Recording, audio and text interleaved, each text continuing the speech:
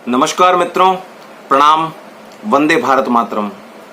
मैं दमन त्रिपाठी, बालोतरा, बाड़मेर, राजस्थान से। आपको वीडियो देखने से पहले ही मालूम चल गया होगा कि मैं मुरारी बापू के आज तक के 10 सबसे बड़े अपराध बताने जा रहा हूं। तो प्लीज मुरारी बापू के पक्षकार और विरोधी दोनों इस वीडियो को देखें, शेयर करें और समझने की कोशिश करें। सीधे अपने मुद्दे पर आता हूं कि काफी समय से, महीनों से एक ज्वलंत मुद्दा इस देश में सोशल मीडिया पर चल रहा है। मैं अपनी बात को यहां से प्रारंभ करना चाह रहा हूं कि जिस देश में कृष्ण और राधा के प्रेम को किसी छिछोरे प्रेमी प्रेमिका के रूप में अपनी फिल्मों और गानों में प्रदर्शित करने वाले लोगों को हम सेलिब्रिटी बना देते हैं, और जब कोई संत, कोई साधु कृष्ण प्रेम के भक्ति में जिनका रोम रोम डूबा हुआ है, उनको हमने चौराहे पर लाकर खड़ा कर दिया और हमने किसी गली के सड़क छाप गुंडे की तरह अभद्र भाषा का प्रयोग कॉलर उठा के उनके लिए किया। बात को समझिएगा, हमें हक है किसी से सहमत और असहमत होने का, पर कब? तब जब हमें उस बात के कथ्य, उसके निहितार्थ और उसके पूर्वापर संबंधों की पूर्ण जानकारी हो, तब हम किसी भी बात से सहमत और असहमत हो सकते हैं। मैं मुरारी बापू का सबसे बड़ा अपराध और पहला अपराध बताना चाहता हूं आप लोगों के सामने। इस आदमी ने हमेशा समाज को जोड़ने की कोशिश की।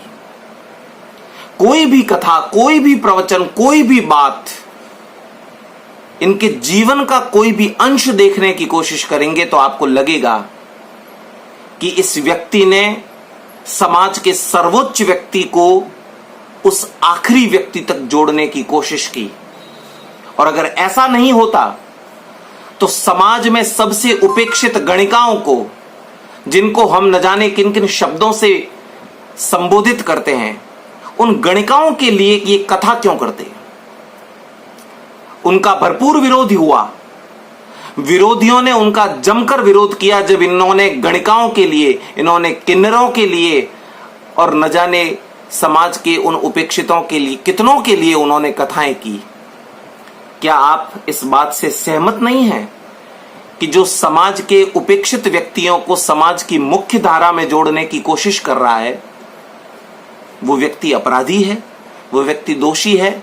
जी हां, वो व्यक्ति दोषी है, 100% दोषी है। क्योंकि जानते हैं क्यों? इसका एकमात्र कारण यह है कि एक ही पेशे से जुड़े दो व्यक्ति, जब उनमें से एक व्यक्ति अपनी प्रतिभा के बल पर एक ऊंचाई को छू लेता है, तो दूसरे व्यक्ति के पास दो मार्ग रहते हैं। पहला मार्ग, समझे कि वो किन गुणों के कारण इतना ऊंचा बना और उस मार्ग पर प्रशस्त होकर वो ऊंचाई छुए, और दूसरा, उसकी ईर्ष्या करे और ऐसे हथकंडे अपनाए कि वो अपनी ऊंचाई से नीचे गिरे, ताकि हम उसकी नीचाई से थोड़ा ऊपर होकर बता सकें कि देखो हम इनसे इतना ऊंचे हैं। तो मुरारी बापू का पहला सबसे बड़ा अपराध कि उन्होंने समाज के उपेक्षित लोगों को ऊपर उठाने का प्रयास किया, उनको मुख्य धारा में जोड़ने का प्रयास किया। गणिकाओं को कहा था, बेटा मैं तुम्हारा बाप हूं, तुम जब चाहो तब तलगा जरड़ा आ सकती हो, मैंने तुम्हें अपनी बेटी माना है। दूसरा उनका सबसे बड़ा अपराध कि इस व्यक्ति ने शास्त्रों में परिवर्तन की बात कही। बड़ी अजीब लगेगी ये बात कि शास्त्र में परिवर्तन क्यों हो, क्योंकि उन्होंने अपनी प्रत्येक कथा में यह बात समझाने की कोशिश की कि शास्त्र जब लिखे गए तब तात्कालीन देश, काल, परिस्थिति, विचार और अनुभव अलग प्रकार के रहे होंगे। कुछ ऐसी बातें हैं जो आज के दौर में प्रासंगिक नहीं, उनको जितना हो सके यथासंभव विवेकपूर्ण तरीके से परिवर्तन करना चाहिए। आपको बड़ा आश्चर्य होगा, एक उदाहरण दे रहा हूं मैं, कि मानस के सबसे बड़े कथाकार और सर्व प्रसिद्ध कथाकार होने के बावजूद भी उन्होंने व्यासपीठ से ढोल गंवार शूद्र पशु नारी वाली चौपाई कभी बोलना उचित नहीं समझा। और ये शूद्र शब्द जो है वो उन्हें इतना अखरता है कि इस शब्द को उन्होंने अपने शब्दकोश से हटा लिया है। ये है उनकी गुणवत्ता, ये है उनका विवेक और ये है उनकी साधुता की ऊंचाई कि वो समाज के किसी भी व्यक्ति के लिए कोई भी ऐसा शब्द इस्तेमाल तक करना पसंद नहीं करते जो उन्हें दिल में चुभन महसूस करवाए। ये उनका दोष है, सबसे बड़ा दोष। 2 दोष मैंने आपको गिनाए। दूसरी एक तीसरी और बात, जो तीसरा सबसे बड़ा दोष है वो ये है कि इन्होंने व्यासपीठ से फिल्मी गीत गाए। कितना बड़ा दोष है। मैंने कहीं पढ़ा था, मैं भी संस्कृत और हिंदी का विद्यार्थी हूं, मैं जानता हूं कि कवि शब्द जो है वो ईश्वर का पर्यायवाची शब्द है। क्या किसी मैं जहां तक जानता हूं कि कोई भी गीत कविता होता है, कोई भी गीत जब लिखा जाता है तो वो कविता होता है। क्या किसी कविता का किसी प्रसंग में उदाहरण के रूप में कोई बात समझाने के लिए सरलता पूर्वक उदाहरण देना अपराध है? अब बात समझिएगा, दोष मुरारी बापू का नहीं, दोष उन लोगों का है जो उस कविता के, उस गीत की भीतरी आध्यात्मिक भावों की ऊंचाई को न समझ पा रहे हैं, जबकि उन्हें उस गीत के उच्चारण में किसी अभिनेत्री का ठुमका नजर आता है। तो दोष तुम्हारी आंखों में है, उस व्यक्ति की भावना की ऊंचाई में कोई दोष नहीं, लेकिन दोष माना गया। तो तीसरी सबसे बड़ी ऊंचाई कि ये फिल्मों के गाने गाते हैं। बन के पत्थर हम पड़े थे सूनी सूनी राह पर। ये क्यों गाया भाई इन्होंने? इस गाने में कितनी अश्लीलता होगी, नहीं?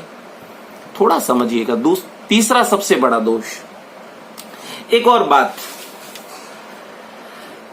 इन्होंने हमेशा आडंबरवाद, पाखंडवाद और थोथा धर्म समझाने की जो प्रक्रिया है उसका हमेशा विरोध किया। लोगों ने धर्म को भय बनाया। जो धर्म के तथाकथित ठेकेदार है उन्होंने धर्म से हम जैसे सामान्य लोगों को डराने की कोशिश की। तब ये व्यक्ति निकला और इन्होंने कहा कि महिलाएं भी हनुमान चालीसा का पाठ कर सकती हैं।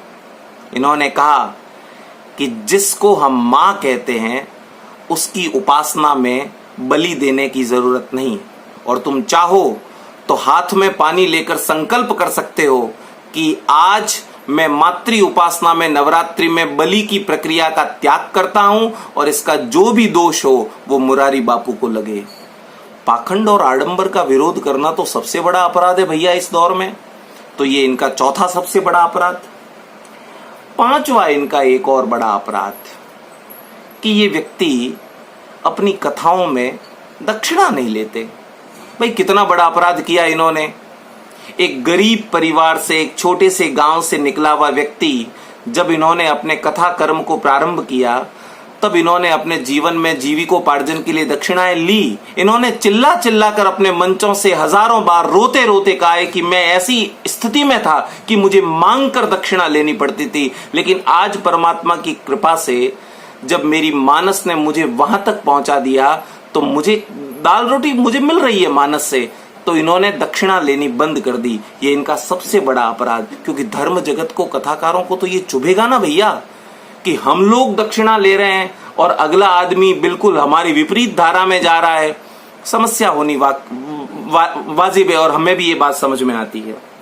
इनका छठा सबसे बड़ा अपराध, आपको आश्चर्य होगा, पिछले कुछ सालों की हम प्रक्रिया देखें, समझें, घटनाक्रम देखें तो हमें लगेगा कि कई धर्मगुरु ऐसे आए जिन्होंने अपने चेलों की एक बहुत बड़ी तादाद खड़ी की और उनको ढाल और हथियार के रूप में इस्तेमाल करके अपना साम्राज्य स्थापित किया। इस आदमी ने शुरू से ही एक बात पर दृढ़ रहकर ये बात रखी कि न तो मैं किसी का गुरु हूं और ना मेरा कोई चेला है। इस दुनिया में मेरे लाखों करोड़ों श्रोता है, वो मुझे सुनते हैं और मेरी बात से जितना भी सहमत होते हैं विवेकपूर्ण तरीके से उसको इस्तेमाल करते हैं। वो तो बार बार कहते हैं कि हंस और बुद्धिमान व्यक्ति विवेकपूर्ण तरीके से अच्छी बात को ले लेगा और जो अपने विवेक में न बैठेगी उसको छोड़ देगा। तो कोई भी चेला इन्होंने तैयार नहीं किया। ये इनका सबसे बड़ा अपराध। करना चाहिए था भैया, दुनिया कर रही है, कितना बड़ा दोष है इनका। 7वां सबसे बड़ा अपराध, सभी प्रकार के पद, प्रतिष्ठा और सम्मान इन्होंने बड़ी विनम्रता पूर्वक, निवेदन पूर्वक इन्होंने अस्वीकार किए, केवल इसलिए क्योंकि ये जानते थे कि एक साधु होने के नाते उन्हें इन सब से असंग रहना चाहिए। मेरे पास कई उदाहरण हैं जो इन्होंने कहे हैं और जो प्रामाणिक रूप से सत्य है। देश के कई शीर्ष पुरस्कार भी इन्होंने विनम्रता पूर्वक अस्वीकार किए हैं। तो ये इनका सबसे बड़ा अपराध है, इनको ले लेना चाहिए था। 8वां इनका सबसे बड़ा अपराध, इन्होंने पूरी दुनिया पर भरोसा किया। आप बापू की कथाएं और उनके कार्यक्रम उठाकर देखें तो इस देश के प्रत्येक उस आदमी ने, जो कोई कवि है, समाज सेवी है, राजनेता है, उद्यमी है, धनिक है, उन्होंने बापू का पूरा इस्तेमाल किया। क्योंकि इनकी कथाओं में हजारों श्रोता होते थे। आस्था चैनल से इनको सैकड़ों देशों में देखा जाता था। तो एक तुरंत प्रभाव से उनको जन समूह को अपनी ओर आकर्षित करना है, तो उन सभी लोगों ने, कवियों ने, राजनेताओं ने, उद्यमियों ने बापू का पूर्ण इस्तेमाल किया। लेकिन आज जब हवाएं इनके विपरीत है, तो जिस दीपक से उन लोगों ने प्रकाश पाया था, उस दीपक के साथ कोई नहीं खड़ा है। सब मौन हैं और तटस्थ हैं। ये मौन और तटस्थता उनकी कृतज्ञता का सूचक है।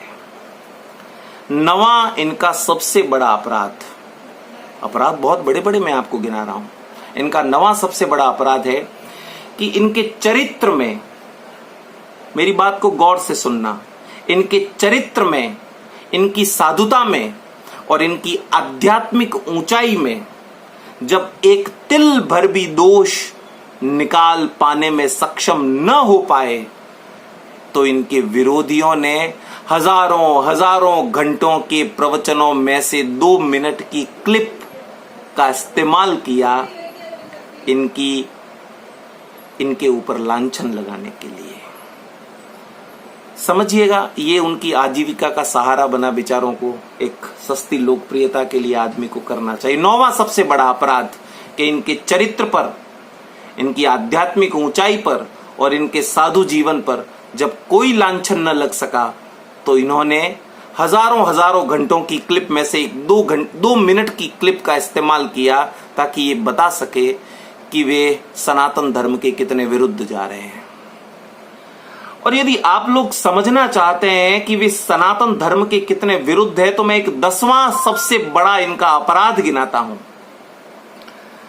अगर इनका उद्देश्य कृष्ण का अपमान करना होता, तो वे दुनिया के इकलौते ऐसे राम कथाकार हैं जिन्होंने कृष्ण को इस पूरे विश्व के सामने अपने इष्ट के रूप में व्याख्यायित किया है। राम कथाकार हैं, लेकिन कृष्ण के प्रति इनकी निष्ठा आप इनकी किसी भी कथा के अंश से निकाल कर देख सकते हैं। तो मैं ये बात बताना चाहता हूं कि क्या आप जानते हैं, जो क्लिप पूरी दुनिया में सोशल मीडिया से वायरल किया गया बापू को अपमानित और लांछित करने के लिए, उस क्लिप का सत्य क्या है, उसके पूर्वापर संबंध क्या है? एक शब्द है भगवान और दूसरा शब्द है भवितव्य। उस प्रसंग से बापू ये बताना चाहते हैं कि भगवान भी भवितव्य के आगे हार जाता है। वे ये बताना चाहते थे कि हमारे घर का बूढ़ा कभी कभी इतना लाचार हो जाता है कि वो अपने बच्चों को सही मार्ग पर कोशिश करके भी नहीं ला सकता। और ये बापू अपने मन से बोलते तो असहमति और विरोध वाजिब था, लेकिन हमारे शास्त्र कहते हैं कि कृष्ण के जो पौत्र थे, उनके कुल से निकले हुए जो लोग थे, उन्होंने एक समर्थ संत के साथ में मजाक किया, ठिठोली की, और उस ठिठोली का परिणाम पूरे यदुवंश को भोगना पड़ा। क्या वे कृष्ण के मार्ग पर चल रहे थे? तो हमने न जाने क्या समझने की कोशिश की, हमें कहां जाना था, हम कहां पहुंचे। हाँ, एक बात और मैं आप लोगों से शेयर करना चाहता हूं कि हमने एक बहुत अच्छा काम किया, वो तो लाजवाब ही था, उससे बढ़िया कोई काम दुनिया में नहीं हो सकता, कि हमारे घर का एक बुजुर्ग, हमारी दृष्टि में हम जब उस बुजुर्ग की बात से असहमत होते हैं, हमें लगता है वो गलत है और हम उसकी बात से असहमत होते हैं, तो हमें उसे शहर के चौराहे पर ले जाकर उसे गालियां देनी चाहिए। हमने इस पूरे वाकये से ये बात सिद्ध की कि हम हमारे उस बुजुर्ग से घर पर बैठकर शांति पूर्वक बात करके समाधान की तरफ नहीं बढ़ सकते थे। हम चाह रहे थे कि हम उसका अपमान करें, और हमने बहुत बढ़िया तरीके से उनका अपमान किया। यहां तक कि हमने तो नेताओं को भड़का कर और बहुत कुछ करने की कोशिश की है। लेकिन एक बात याद रखना, आखिरी बात की तरफ बढ़ रहा हूं, कि सनातन धर्म को किसी भी दूसरे धर्म से कभी भी कोई खतरा नहीं था, न आज है, न कल था, न कल रहेगा। आप जानते हैं सनातन धर्म को किससे खतरा है? सनातन धर्म को खतरा है अपने ही उन तथाकथित धर्म के ठेकेदारों से, जो अपने क्षुद्र स्वार्थों के कारण सब धर्म की धज्जियां उड़ाने में लगे हुए हैं। तब मैं ये बात कह रहा हूं और आखिरी बात कह रहा हूं, सीखो दूसरे धर्मों से जिसने अपनों की हजारों गलतियों को ढक दिया। सीखो दूसरे धर्मों से जिसने अपनों की हजारों गलतियों को ढक दिया, और हमने गलती ना होते हुए भी तिल का ताड़ बनाकर अपने ही व्यक्ति को ठग लिया, और हमने गलती ना होते हुए तिल का ताड़ बनाकर अपने ही व्यक्ति को ठग लिया। सोचना, विचारना, सैकड़ों बार चिंतन करना, और यदि लगे कि हमने इस दौर में कोई बहुत बड़ा अपराध कर दिया, तो प्रायश्चित हमारे पास अगर उपलब्ध हो तो उस और बढ़ने की कोशिश करें। मुझे नहीं लगता इस बात का कोई प्रायश्चित हो पाएगा, लेकिन फिर भी हम जितना हो सकें उनके प्रति अपनी एक शुभकामना प्रेषित करें। हम कम से कम उनको ये बताने की कोशिश करें कि हम उनके साथ हैं, और उन लोगों को मुंह तोड़ जवाब दें जिन लोगों ने प्रायोजित तरीके से ये हथकंडा अपनाकर अपनी निजी आजीविका चलाने के लिए और अपनी प्रसिद्धि पाने के लिए सोशल मीडिया के माध्यम से पूरी दुनिया को बरगलाया, बौखलाया, और उन सब हरकतों से एक सात्विक प्रतिष्ठा प्राप्त व्यक्ति को, एक 80 वर्षीय बुजुर्ग को, जिसने हमें कितना मार्गदर्शित किया, अपने जीवन का सारा निचोड़ निकालकर हमने उसके साथ क्या व्यवहार किया, हमें सोचना चाहिए। मैथिली शरण गुप्त जी की पंक्तियों के साथ मैं अपनी बात को विराम देना चाहता हूँ। हम कौन थे, क्या हो गए हैं और क्या होंगे अभी, आज मिलकर हम विचारें ये समस्याएं सभी। जय हिंद, वंदे मातरम, सनातन धर्म की जय हो। जय सिया राम।